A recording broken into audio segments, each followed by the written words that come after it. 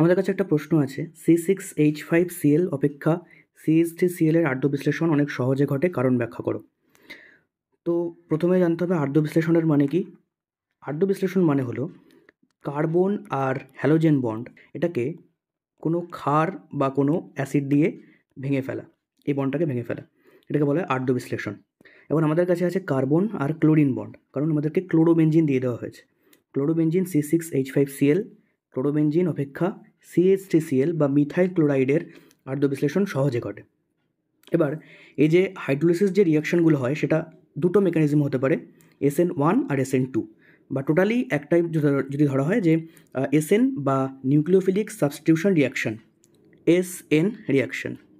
এবার এসএনের মধ্যে দুটো আছে, SN1 আছে আর আমাদের কাছে SN2 আছে, SN1 SN2। তো এক্ষেত্রে আমরা যদি SN2টাকে ধরি, তাহলে ক্লোরোবেনজিনের মধ্যে এই যে ক্লোরিনের মধ্যে আছে লোন পেয়ার, তিনটে লোন পেয়ার। তো এই লোন পেয়ারগুলো যদি এর মধ্যে রেজোন্যান্সে অংশগ্রহণ করে, কারণ এখানে রেজোন্যান্স কন্ডিশন আছে, ডাবল বন্ড, তো এদিকে লোন পেয়ার, রেজোন্যান্স কন্ডিশন আছে, তাহলে এই লোন পেয়ারগুলো যদি এর মধ্যে যায়, তাহলে এই বন্ডটা এখানে উঠে আসবে, তাহলে এখানে একটা ডাবল বন্ড হবে, কার্বনের এখানে ক্লোরিনের মাথায় একটা পজিটিভ চার্জ হবে আর এখানে একটা নেগেটিভ চার্জ হবে। আর এর ভিতরে তো এখানে একটা ডবল বন্ড আর এখানে একটা ডবল বন্ড রয়েছেই। এরপরে কী হবে, এই নেগেটিভ চার্জটার ভেতরে আসবে আর সঙ্গে সঙ্গে এটা এদিকে উঠে যাবে।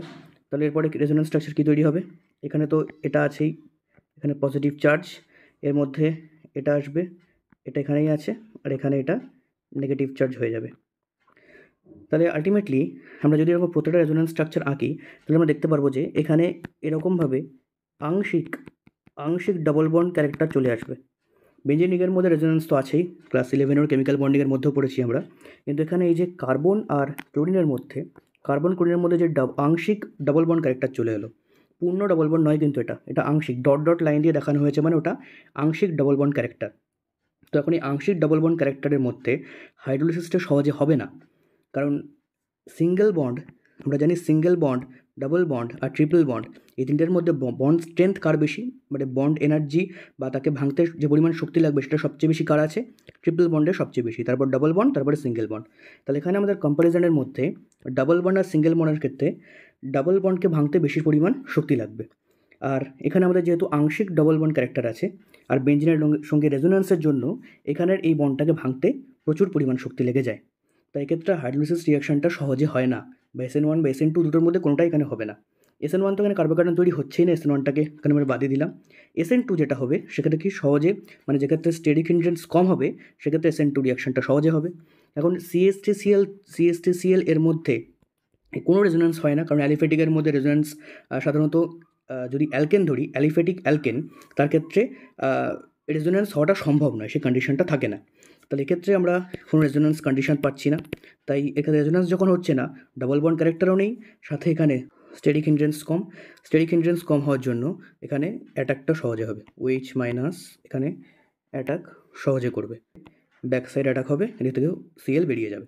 তাহলে আমাদেরকে প্রথমে যখন উত্তরটা লিখবো আমরা বলবো যে আদ্য বিশ্লেষণ সাধারণত SN বা নিউক্লিওফিলিক সাবস্টিটিউশন রিয়াকশন দ্বারা হয়। নিউক্লিওফিলিক সাবস্টিটিউশন রিয়াকশনের ক্ষেত্রে এটা আমরা দেখব যে কোথায় স্টেবল কার্বোকার্বন তৈরি হচ্ছে বা কোথায় স্টেরিক হিন্ড্রেন্স কম আছে। যেহেতু এখানে স্টেবল কার্বোকার্বন তৈরি হওয়ার কোনো প্রশ্নই নেই দুটোর ক্ষেত্রেই, তাই SN1 রিয়াকশন এখানে হবে না। SN2 রিয়াকশন যদি ধরি, তাহলে যেখানে স্টেরিক হিন্ড্রেন্স কম হবে সেখানে হবে।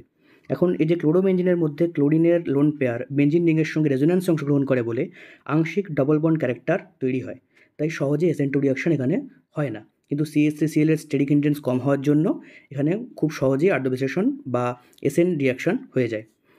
আর মাথায় রাখতে হবে যে অবশ্যই এই ক্লোরোবেনজিনের রেজোনেটিং স্ট্রাকচারগুলো বা এই টোটাল যেগুলো সবকটা কিন্তু দেখাতে হবে, না দেখালে এখানে সাধারণত 2 নাম্বার বা 3 নাম্বারের কোশ্চেন থাকে, তাহলে সেক্ষেত্রে কিন্তু আমাদের এই নাম্বারটা কম দিতে পারে।